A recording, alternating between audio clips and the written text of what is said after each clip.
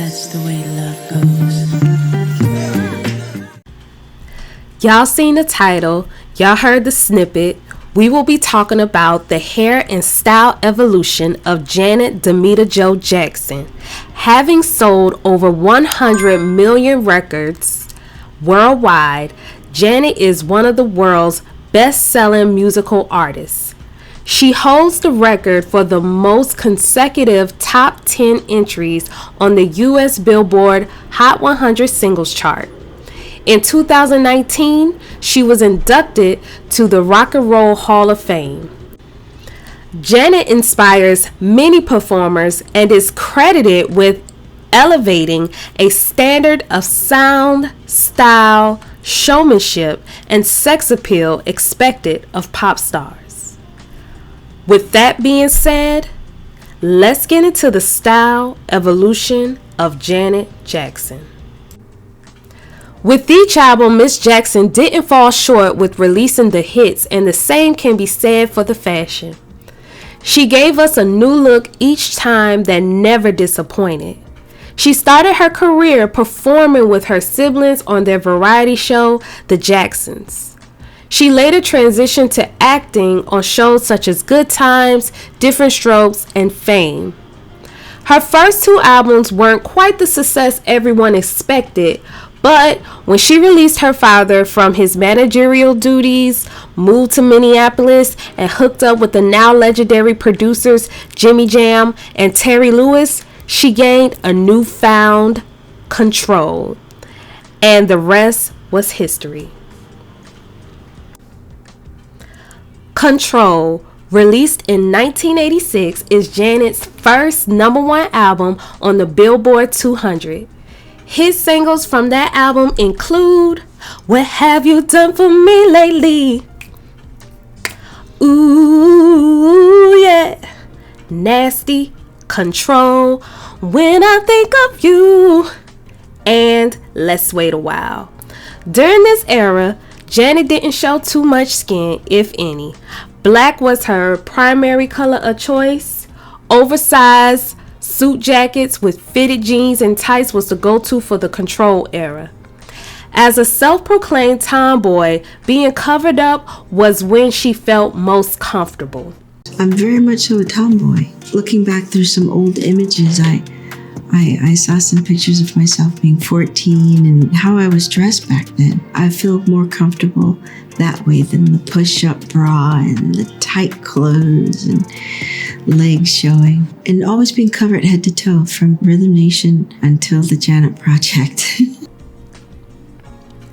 Makeup was minimal, but the hair was big. Her tresses was mostly worn wavy or curly and mirrored trends of the 80s with extreme teased hair. She did a little something different when it came to her award-winning video, one of my favorite songs, Pleasure Principle. Her hairstylist, Janet Zytone, is credited for the multi-layered cut for that video and many other hairstyles throughout Janet Jackson's career. Janet Jackson's Rhythm Nation 1814, arguably her most social conscious album to date, released September 1989, Janet wanted to make an album that she believed in and felt strong about. Drawing inspirations from the drama of the world and producing songs such as Rhythm Nation, Alright, Escapade, and Come Back to Me. Y'all, I'm not gonna sing every song, but these are my songs. By the release of this album, people no longer viewed her as Michael Jackson's little sister. She has solidified her own path outside her brother's accomplishments. For most of the Rhythm Nation era, Janet wore military-style ensembles. Pop stars such as Ciara and Beyonce have paid homage to Janet's Rhythm Nation. In her 2021 interview with Allure, she stated that the wardrobe for the video was inspired by the 1966 movie called Fahrenheit 451. Black was still a popular color in her closet and conservative clothing that covered her from the neck down.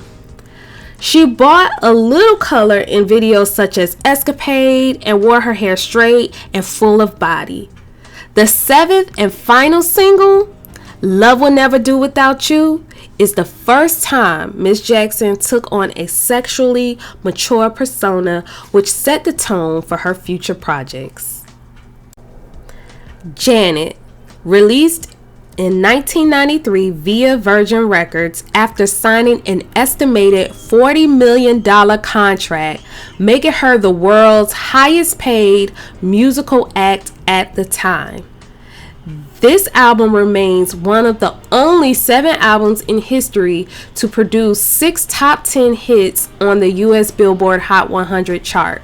Some of the hits are That's the Way Love Goes, Again, If, and Anytime, Any Place. Y'all, okay, that's it. I ain't gonna say no more, y'all. I'm done. For real, for real. According to Billboard 200, the album ran 6 weeks at #1, making it Janet's longest running #1 album. This Janet era introduced sultry, sexy, and intimacy in her lyrics and image. Her album cover was originally supposed to be the infamous 1993 Rolling Stones pic, but the label felt it was too provocative. Lightening up her hair and wearing long, flowy, loose waves and braids dominated in her music videos. She had abs of steel and she was sure to show it off, and who can blame her? She infused more hip-hop in her music, and it exuded in her style in videos such as You Want This. The Velvet Rope, definitely one of my faves because this whole era was a vibe. Before its release in October 1997, she renegotiated her contract with Virgin for $80 million, the largest recording contract in history at that time. The title of this intimate piece of art is a metaphor for emotional boundaries, as well as an allusion to an individual's need to feel special. Most personal album yet, written and recorded during a period of self-acknowledged depression. It's childhood, it's my teenage years, my adulthood. Lots of things that I've just carried with myself, around with me. And I had my escapism so that I wouldn't feel that pain. It took 6. The Velvet Rope became Miss Jackson's 4th consecutive album to top the Billboard 200. Got Till It's Gone and Together Again introduced red hair and curly wired ponytails to her fans. She gave very diverse looks from Afrocentric, bohemian, masculine, sensual, sexy to raunchy, which describes the vibe of the whole album as well. All For You, released on April 24, 2001, following her divorce from ex-husband Rene Elizondo Jr., was a mix of upbeat, dance pop, and slow R&B sounds, incorporating rock, disco, and funk, as well as some soft rock and some East Asian music. The lead single, All For You, was one of Janet's most successful singles. In the US, it was the biggest hit of the year, topping the Billboard Hot 100 for 7 weeks. Other singles included Someone to Call My Lover and Son of a Gun. I Bet You Think This Song Is About You. I told you I wasn't going to sing again, didn't I? You know what? I lied. Would You Mind? Arguably one of Janet's most explicit songs, caused the album to be banned in certain countries and a clean version of the album to be released exclusively to Walmart. Her style, as usual, reflected the tone of the album. Her makeup was much bolder, especially around the eyes, long layered hair, and fashion that fit right into the early 2000s. Damita Jo, an underrated album in my opinion, released in 2004, takes its title from Janet's middle name. Damita Jo follows the controversial performance at the Super Bowl where Janet's one breast and a nipple covered with jewelry was exposed. This event unfortunately got Janet blackballed and played a role in her decreased visibility. Despite the powers that be attempt at diminishing her legacy, the album still managed to go double platinum. I Want You and All Night Don't Stop videos demonstrated a young and fresh style, and for a lack of better terms, urban. 20YO, released in 2006, is Janet's 9th studio album and symbolic for the 20-year anniversary of her third album, Control. The album's first single, Call on Me,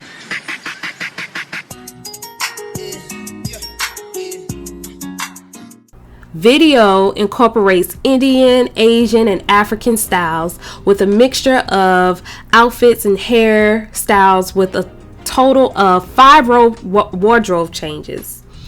It was directed by Hype Williams and was one of the most expensive music videos of all time, with a production cost of over $1 million.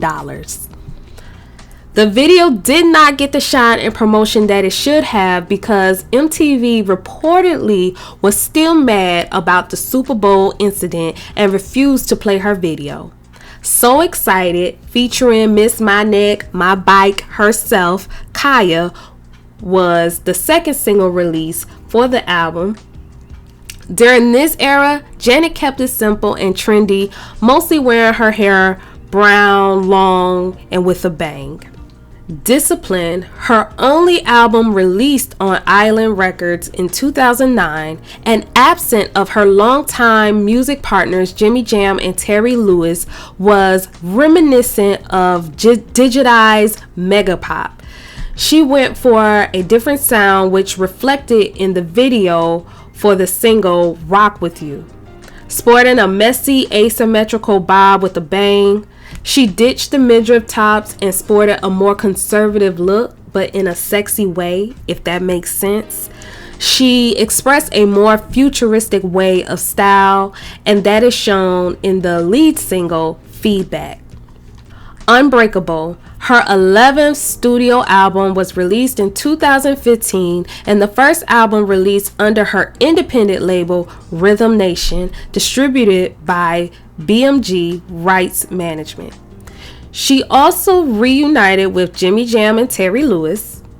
Unbreakable reflects several experiences over the course of Janet's life, including aspects of her childhood and the death of her brother, Michael Jackson.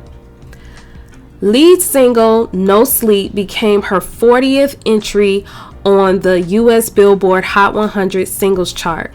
The song featured J. Cole, and her style in the video is reminiscent of the Janet era, with the long, wavy, curly, sandy brown hair.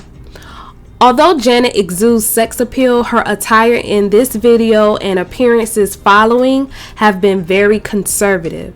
She rarely shows skin as she did in the past. Janet, now in her 50s, is not showing any signs of stopping. She is still making music and touring. She released a documentary on Lifetime and A&E a couple of months ago, confirming situations fans have been speculating and answering questions they have been urging to know the answers to over the years. She escaped being in the shadows of her famous family and her even more famous brother, and created a way, her way. She set trends and demonstrated showmanship entertainers wish they had just an ounce of.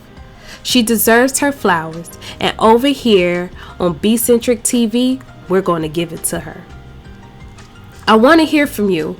What was your favorite era of Janet? Put it in the comments. Also, be sure to like, share, and subscribe to this channel for more. Your support is always appreciated.